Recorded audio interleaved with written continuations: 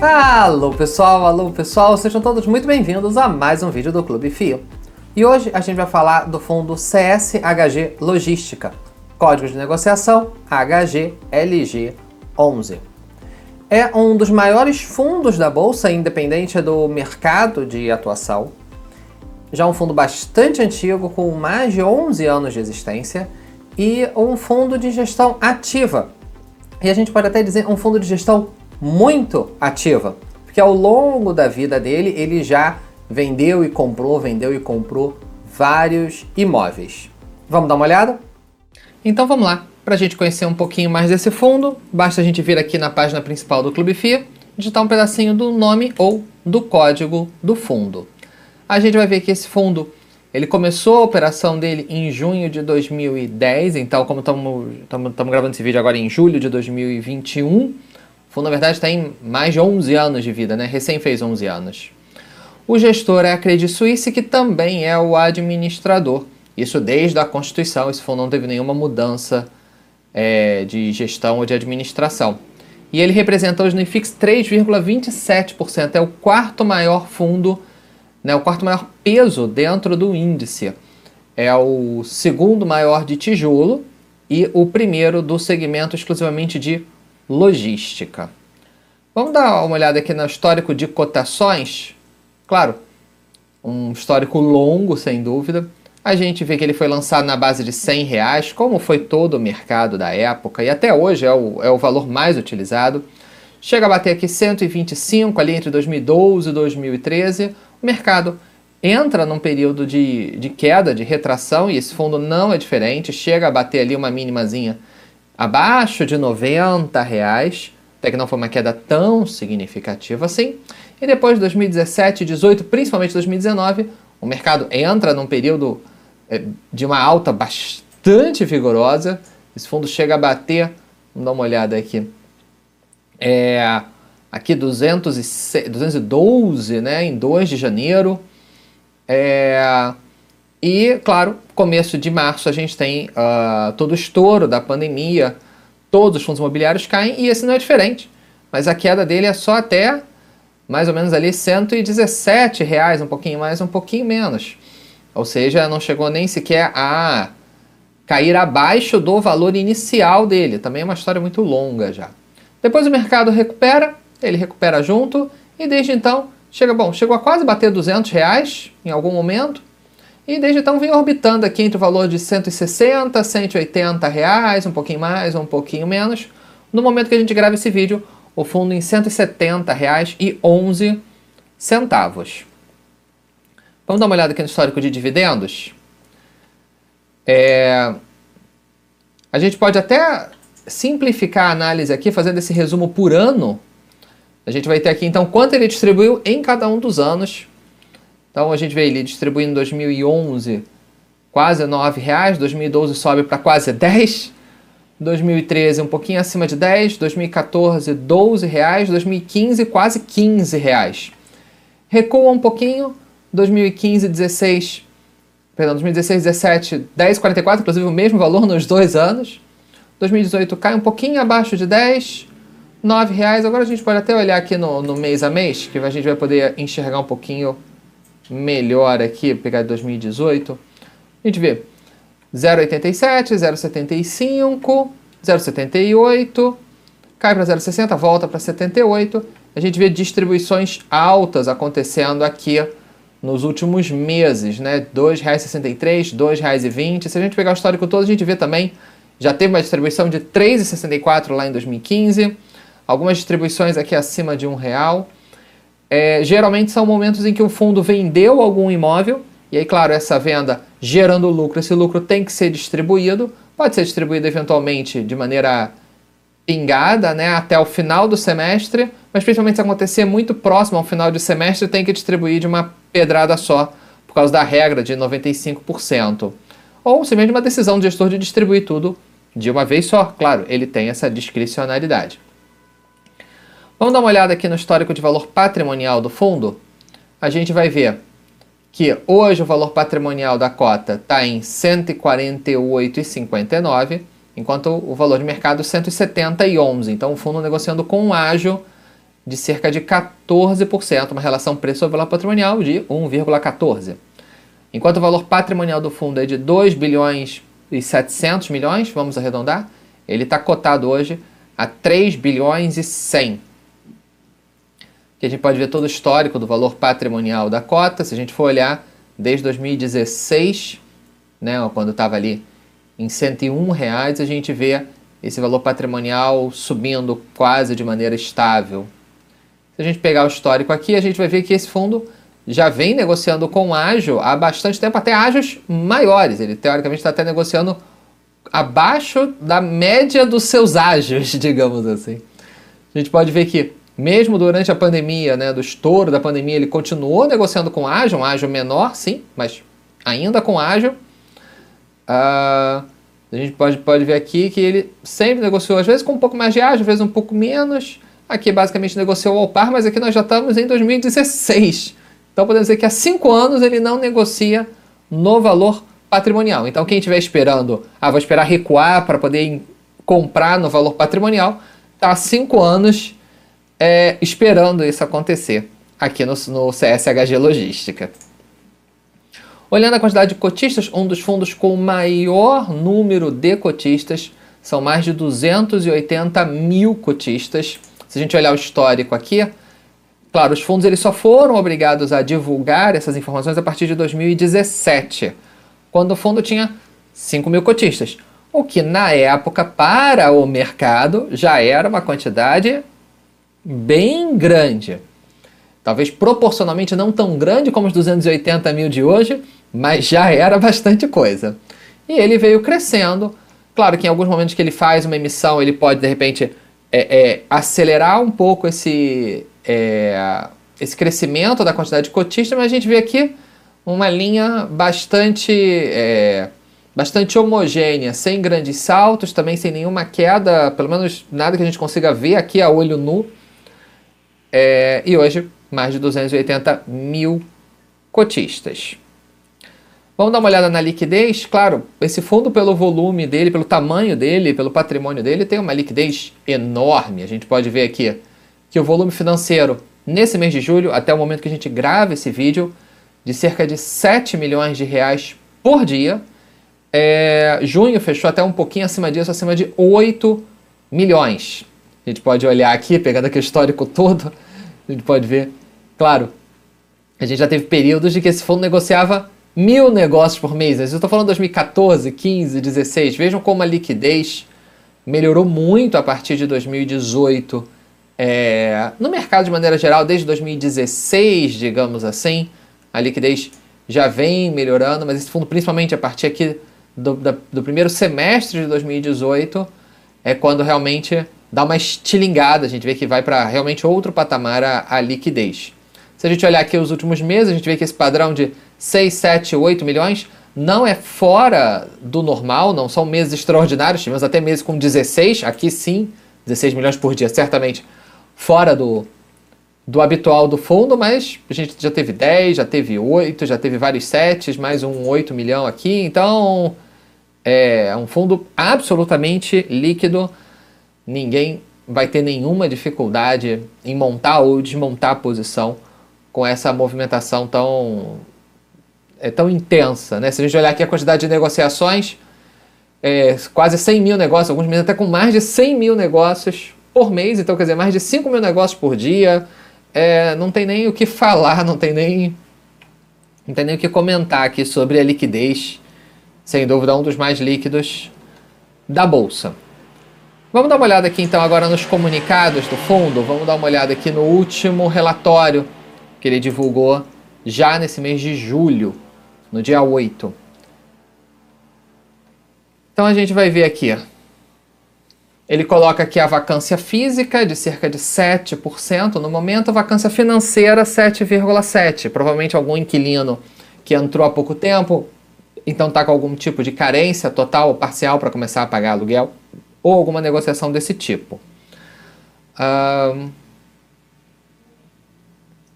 Aqui ele comenta sobre a distribuição extraordinária do fundo, né, que foi, nesse caso sim, como eu tinha comentado, uma parcela pela venda dos terrenos que ele tem em Extrema, que gerou aí um lucro aproximado de 23 milhões, ou seja, 1,26 por cota. Então, se a gente considerar que a distribuição foi de 2,20, a gente pode colocar aqui que ele teve, então, 94 centavos de resultado real dele. Aqui ele comenta sobre o fato de que ele resolveu distribuir 100% em vez dos tradicionais 95%. E eles estão buscando aqui um patamar no momento de R$1 por cota. Claro que isso aqui não é uma certeza, é uma intenção, é uma busca da gestão que pode, claro, ser superado ou eventualmente não ser provado se, sei lá, por exemplo, o fundo tiver um grande movimento de inadimplência ou qualquer coisa assim. Mas o gestor colocando aqui é porque ele está bastante seguro com esse valor. Aqui ele comenta sobre algumas compras e vendas, aqui a aquisição de um imóvel logístico por um valor de 177 milhões, ele ainda não divulgou muitos detalhes, porque isso aqui ainda está em processo, então ele vai esperar chegar à conclusão do negócio para divulgar melhor. Aqui ele comenta a locação de algumas áreas dentro dos imóveis, então aqui o condomínio SJC, então uma alocação de cerca de 1.000 metros quadrados e algumas negociações para mais de 4.000 metros quadrados. Então, e ele já inclusive comenta sobre uma área de terreno que existe ao lado e aos fundos do imóvel e que pode eventualmente ser usado para expansão. Aqui também a alocação dos últimos 3 módulos disponíveis no galpão G6 desse imóvel, Cone. E está em construção o galpão G04, que será climatizado. Então, é um imóvel já mais específico. Então, um inquilino que eventualmente entre lá pode ter essas exigências. Então, no caso dele querer sair, ele também vai ter dificuldade de conseguir algum outro lugar. Aqui ele mostra aqui uma pequena reforma que ele fez no imóvel da Volkswagen, lá em Vinhedo. Aqui ele mostra as obras do Cone 4, inclusive ele comenta que houve um atraso na obra, então vem tudo bastante explicado aqui. Aqui seria no tracejado roxo, aonde deveria estar o financeiro e aonde efetivamente está, ou seja, o fundo vem pagando dentro do esperado. Mas a previsão do andamento da obra era para estar nesse tracejado azul e está na linha sólida azul, então tem uma discrepância aqui importante, diz ele que está se entendendo com a construtora para poder acertar esse cronograma e não atrasar a entrega do imóvel. Aqui vem então a composição do resultado, né, a DRE do fundo. A gente vê que tem meses que às vezes o resultado é maior e o fundo não distribui tanto, e aí no mês seguinte ele vai dar uma distribuída.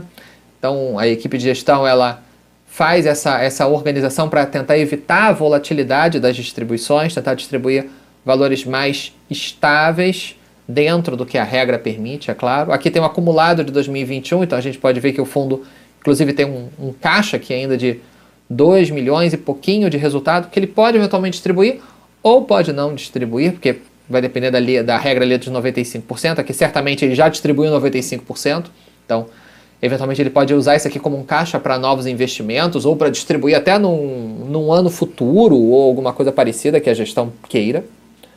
Aqui então, a receita potencial, né, o fundo entende que ele estando totalmente ocupado, ele teria uma receita de cerca de 15 milhões de reais.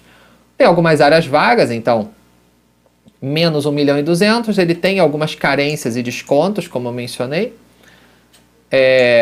Então menos 1.300.000, aqui alguns atrasos, que é normal num fundo desse tamanho, natural que tenha um fundo ou outro, um inquilino ou outro que pode atrasar, pode adiantar eventualmente.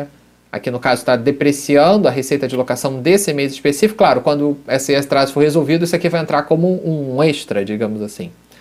Alguns diferimentos que estão entrando de volta, né, que o fundo deu no começo da pandemia e está recebendo de volta. Receitas diárias comuns, que aqui é praticamente insignificante, e a receita total do fundo hoje. Aqui então, o rendimento distribuído em cada um dos meses, né? Aqui a gente pode ver os resultados e os valores distribuídos e o saldo de resultado acumulado, conforme a gente tinha visto lá em cima, o fundo hoje tem cerca de 66 centavos acumulado, que ele não é obrigado a distribuir, se ele, por estar atendendo a regra de 95%, mas se quiser, pode, então eventualmente para compensar um resultado mais baixo, alguma coisa assim. Aqui mostrando a liquidez, quantidade de cotistas, a composição do patrimônio, alguns valores aqui a receber sobre vendas de terreno em prazos futuros. Tudo isso, claro, se for uma operação, se for um lucro, porque é uma multa, ou porque é uma venda de terreno, se houver lucro, etc. Tudo isso vai gerar para o fundo um resultado a mais, que vai entrar nas distribuições do fundo. Aqui tem até o fato relevante explicando cada uma dessas operações. Aqui então tem os ativos do fundo. Então aqui tem um mapa com aqui a região sul-sudeste, né, onde o fundo é absolutamente concentrado, e uma pequena operação aqui no nordeste, que a gente pode ver aqui em cima. E claro, mesmo nesse sul-sudeste, grande maioria das operações no estado de São Paulo.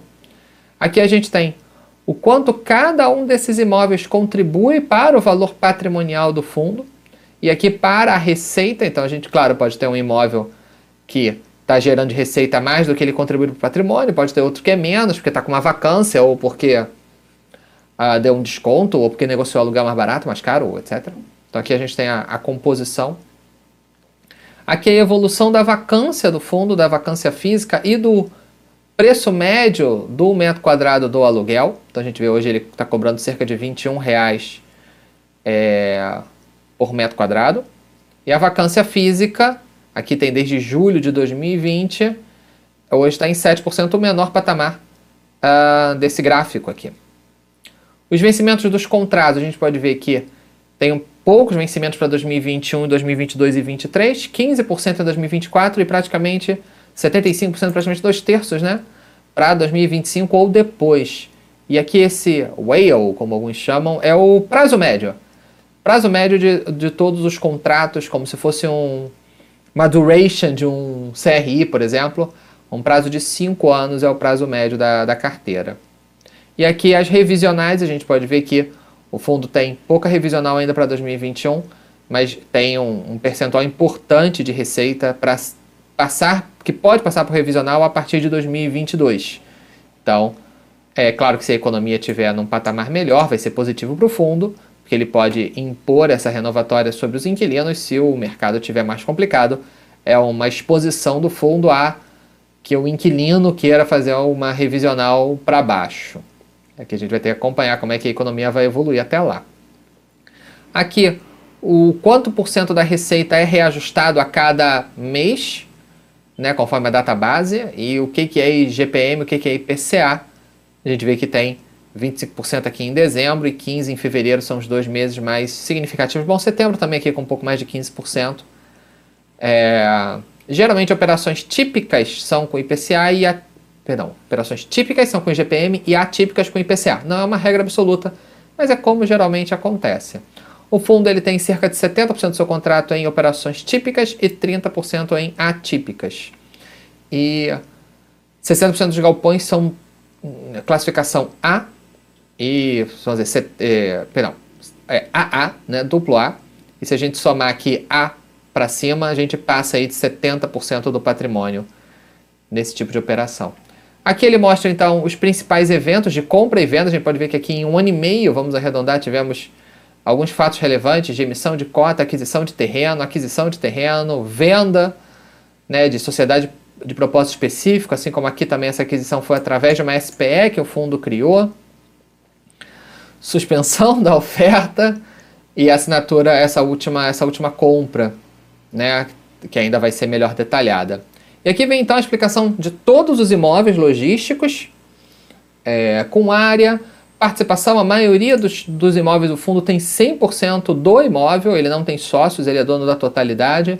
E quantos locatários tem e qual a classificação. Esse Kramer aqui é um dos mais antigos do portfólio, que o fundo ainda tem. O Master Office, esse aqui para lojas americanas,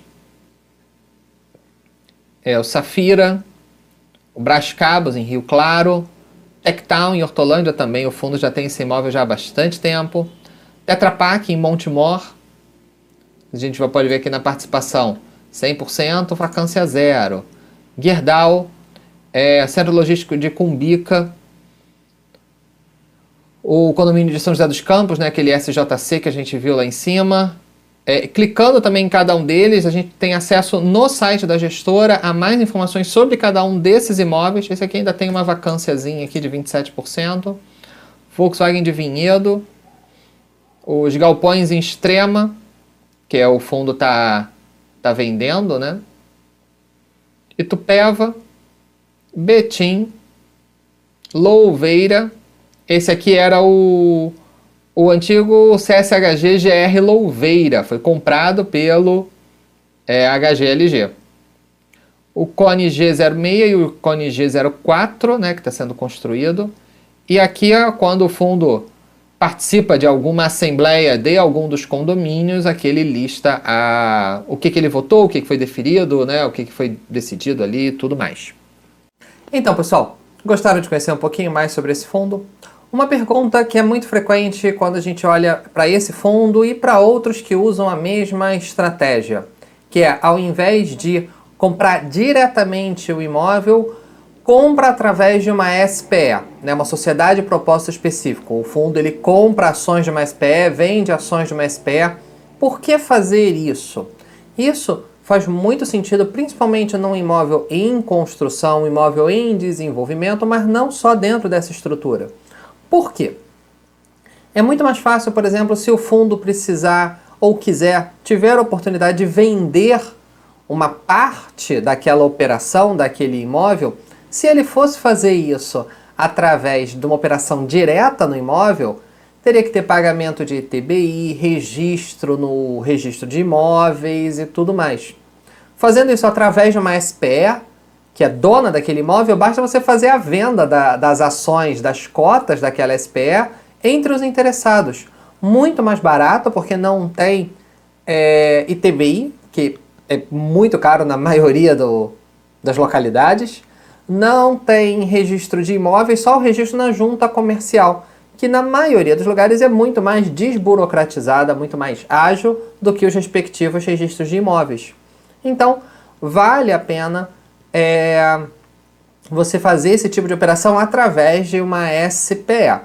Numa operação em que eventualmente o fundo já tem 100%, já construiu o imóvel, se era um imóvel em construção, uma operação que já está mais estabilizada, que o fundo não está mirando naquele momento de vender o imóvel, etc., aí sim pode valer a pena desmontar a SPE e transferir aquele imóvel diretamente para o patrimônio do fundo, para que não fique uma estrutura tão pesada e essa estrutura acaba trazendo um custo. Então, vale a pena por um certo momento e depois vale a pena você desmontar. Mas enquanto você ainda está adquirindo frações daquele imóvel ou vendendo ou construindo e tudo mais, faz muito mais sentido fazer isso através de uma sociedade de propósito específico.